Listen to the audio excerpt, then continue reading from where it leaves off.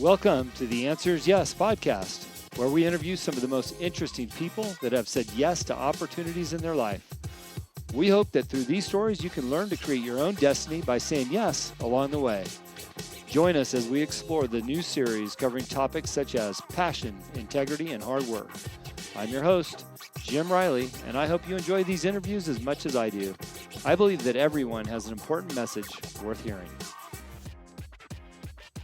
Hello and welcome to the Answers Yes podcast. Here we are again, another wonderful show bringing value to you. You know, we always talk about our why and our experiences and what we've said yes to. And I've noticed a little trend recently is that the guests that I've had on the show really are bringing two purposes to the listeners. One is they've said yes, but the other is that we've managed to have some people on that are bringing tremendous amounts of value to entrepreneurs.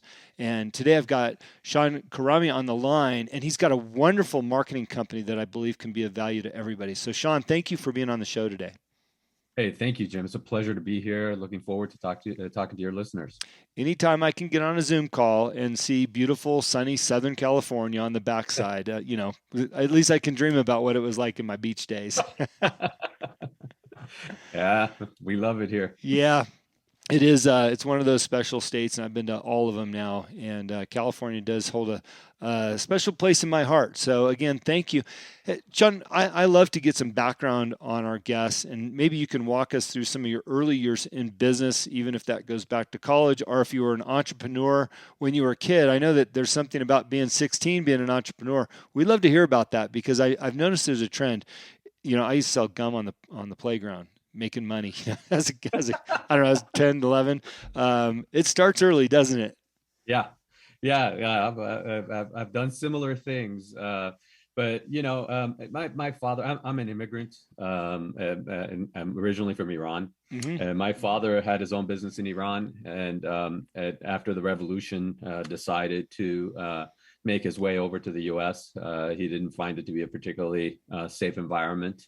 And then when we came over here, he was never really able to reconstitute his business. It being, you might imagine someone in their mid 40s or 50 years old having to go to an entirely new country is not as easy to just construct a business. But he did manage to get himself into some income property, just a few small income properties. And he was not very good at it. So I became an entrepreneur, and I'm kind of a serial entrepreneur. I've started multiple businesses over my lifetime, but I became one really by accident. And it was really to help my dad. Mm-hmm. That's what it was. I just noticed him struggling with whatever he had here. And at the time, personal computers were just getting into homes.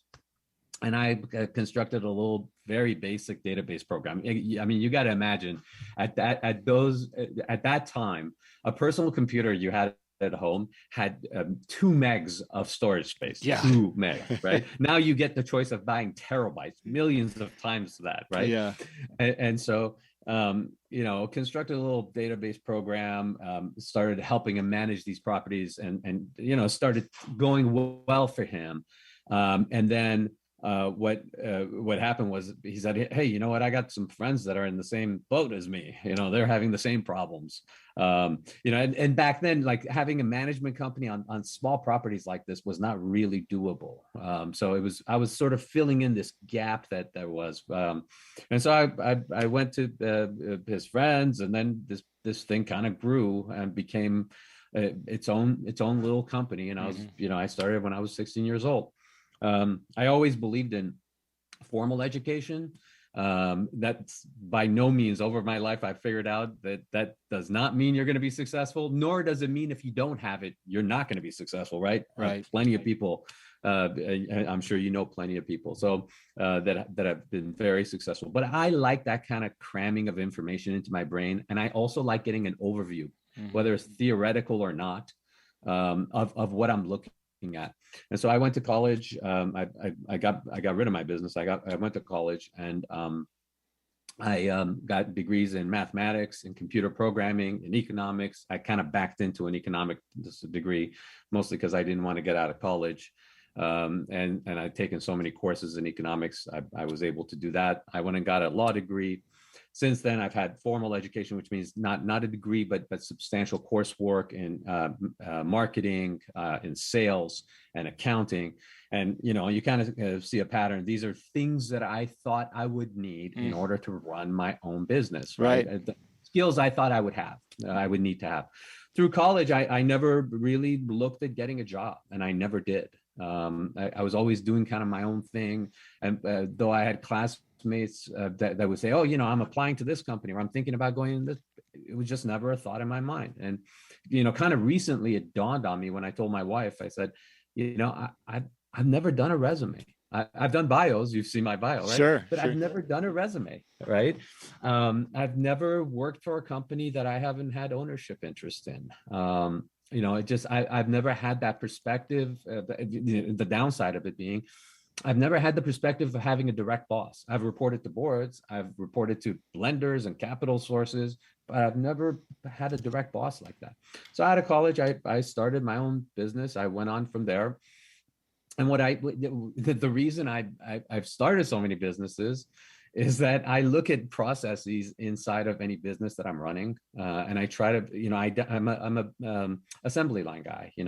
I look at it and I go, oh, this process, this needs to be sped up to make the business run better, to deliver better value, to do all these various things. And so I start concentrating on different processes inside the business, and a lot of times those, either by choice or by force, becomes their own businesses. What, right? So like, you may identify a process, but in order to really make it work, the amount of capital that you have to put into it and the work that you have to put into it ends up being so much that you really need to run it as a business in order for that capital expenditure to at least make sense short term.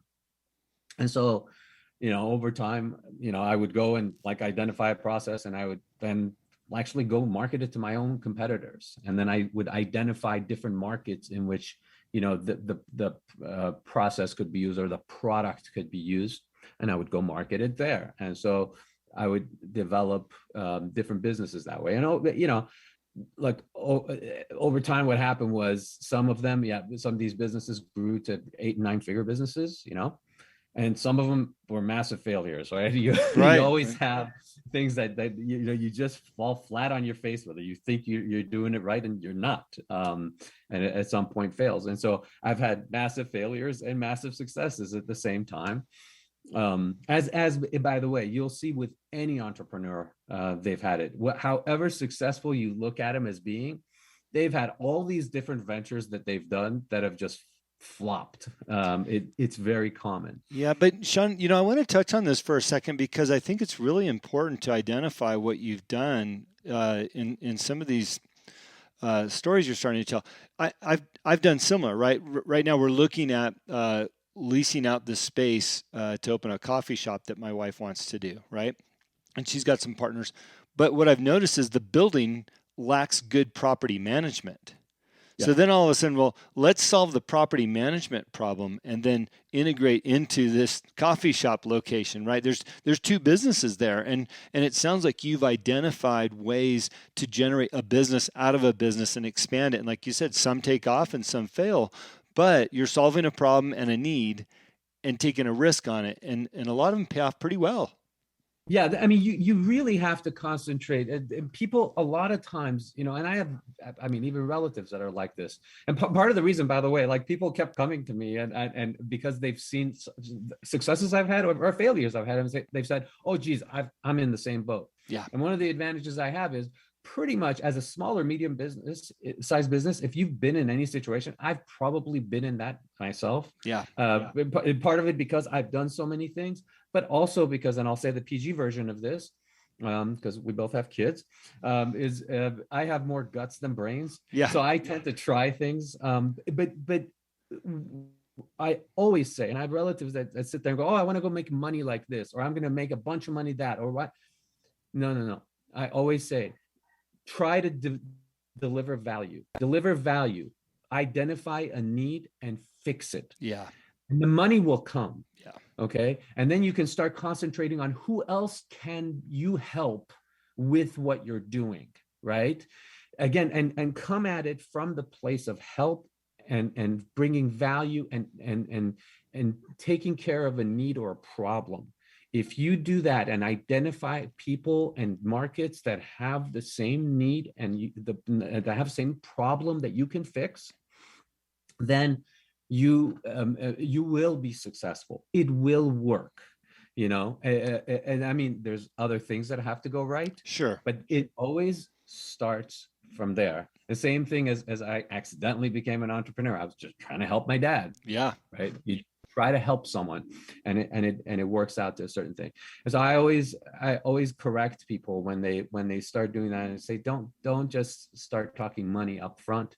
Think about it a little bit differently. It sounds like that's what you're doing. You're looking at it saying, oh geez, this property we're looking at, it looks good for this coffee shop that we want, but then there's all these other things that are there that if we fix both, it'll fix the property issues and it'll make a better coffee shop. That's right. That's right. So, like you said, bringing value to people. And by the way, I've got more guts than brains, right?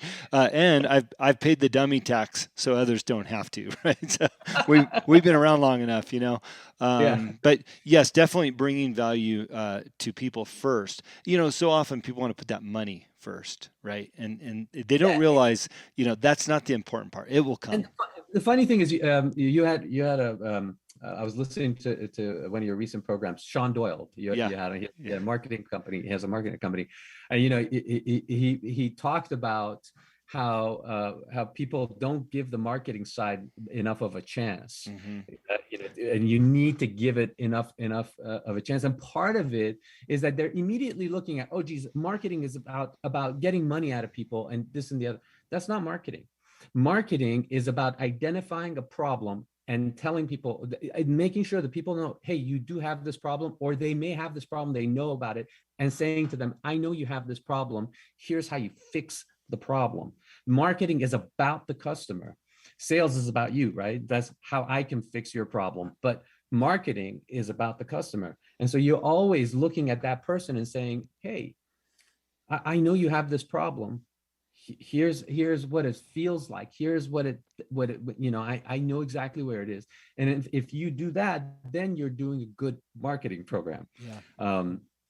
So that's I always, again, you run into this thing where people misunderstand marketing, and Shawn was actually saying that too. Shawn Doyle was saying that too. It's like people misunderstand what marketing is, and so it is very much like that. By the way, one thing I was surprised he didn't say is a very old time saying I always say to people is the Wanamaker's quote, right? It's I know half of my marketing dollars are wasted. I just don't know which half. But there is some inefficiency, despite all the data that we try to use. There's some inefficiency in the way we market. That's the point. Yeah, very good point.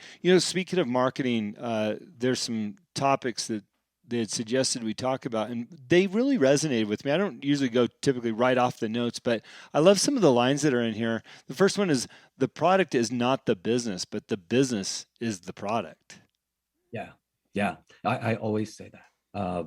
And this is, you hear people talk about the product and they look at the product that they're producing and they think that's their business. A good way that I find to explain that is if you deal with professional services, like a doctor. You say to the doctor, what's your business? Well, my business is curing these patients. That's the product you're providing. That's not your business.